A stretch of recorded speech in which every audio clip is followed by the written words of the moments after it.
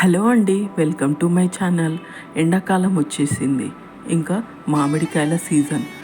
ఇప్పుడు మనము మామిడికాయలతోటి ఎన్ని రకాల వంటకాలైనా చేసుకోవచ్చు.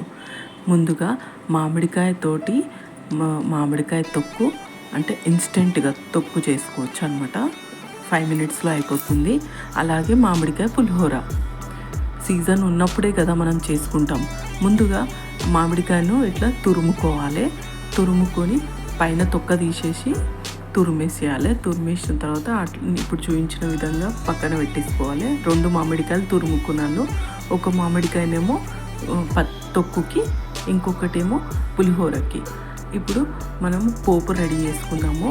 కడాయి పెట్టుకుని దాంట్లో 2 టేబుల్ స్పూన్ల నూనె పోసుకోండి. ఒకటే మామిడికాయ కాబట్టి 1 టేబుల్ స్పూన్ పడుతుంది. దాంట్లో ఆవాలు, జీలకర్ర, కొంచెం మెంతులు, ఎండుమిరపకాయలు, కరివేపాకు, పసుపు వేసుకొని ఇలా పోపు పెట్టేసుకోవాలి. కావాలంటే వెల్లుల్లి రెబ్బలు కూడా వేసుకోవచ్చు. ఇప్పుడు ఒక బౌల్ తీసుకొని ఆ బౌల్లోకి 1 స్పూను కారం పొడి, 1/2 స్పూను ఉప్పు, వెల్లుల్లి రెబ్బలు లేకపోతే అల్లం వెల్లుల్లి పేస్ట్ కొంచెం గోరెచ్చగా ఉన్నప్పుడు వేసుకోవాలి. నూనెలో ముందుగా వేసేస్తే అది నల్లగా అయిపోతుంది అనమాట, అల్లం వెల్లిగడ్డ పేస్ట్. ఇప్పుడు ఆ పోపుని ఆ కారం ఉప్పులో వేసుకొని బాగా కలిపేసుకోవాలి. ఇక్కడ చూపించిన విధంగా కలిపేసుకోవాలి. ఇంకా వెల్లుల్లి రెబ్బలు వేస్తే కూడా ఇంకా బాగుంటుంది. ఇప్పుడు సగం మామిడికాయ దీంట్లో కలిపేసుకుంటున్నా. తురిమిన మామిడికాయ కలిపేసి పెట్టేసుకోవడం, అంతే, రెడీ. నెక్స్ట్ మామిడికాయ పులిహోరకి ముందుగా అన్నం ఉడికించుకొని పక్కన పెట్టేసుకున్న అన్నం చల్లారిన తర్వాత తురిమిన మామిడికాయని దీంట్లో వేసుకొని బాగా కలిపేసుకొని కొద్దిగా ఉప్పు వేసి కలిపేసుకోవాలి. మంచిగా అంతా కలిసేటట్టు కలిపేసుకోవాలి. సీజన్ ఉన్నప్పుడే కదండి ఇప్పుడు మనం చేసుకుంటాము. రుచికి తగినంత ఉప్పు వేసుకోండి.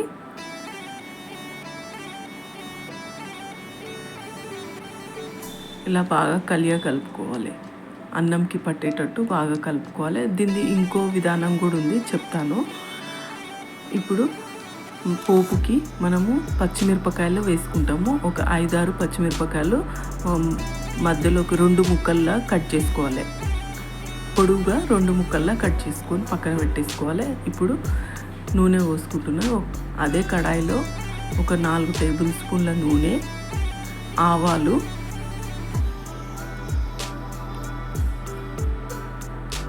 జీలకర్ర, అట్లనే ఎండుమిరపకాయలు, పల్లీలు, కొన్ని పల్లీలు ఇష్టం. ఎక్కువ పల్లీలు ఉండాలంటే ఎక్కువ పల్లీలు వేసుకోవచ్చు, అది మీ ఇష్టం అండి. కొద్దిగా మినప్పప్పు, కొద్దిగా శనగపప్పు. నా వీడియో కనుక మీకు నచ్చినట్లయితే లైక్, షేర్, కామెంట్, సబ్స్క్రైబ్ చేసుకోండి. అవి బ్రౌన్గా వేగే వరకు వేయించేసుకోవాలి.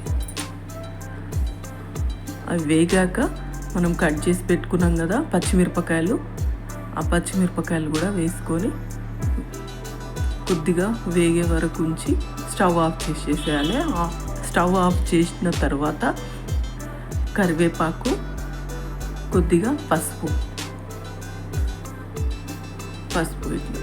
వేసేసుకొని వేయించేసుకోవాలి. అంతే, పోపు కూడా రెడీ. ఇప్పుడు ఈ పోపుని మనం మామిడికాయ తురుము అన్నంలో కలుపుకున్నాం కదా, దాంట్లో వేసేసుకొని కలిపేసుకోవాలి. మొత్తం కలిసే వరకు బాగా కలిపేసుకుంటే మనకు మామిడికాయ పులిహోర రెడీ.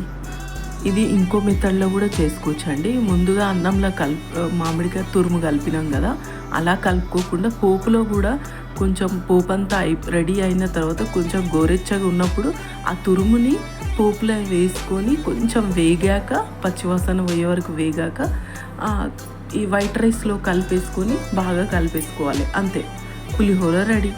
టేస్టీగా ఉంటుంది చాలా.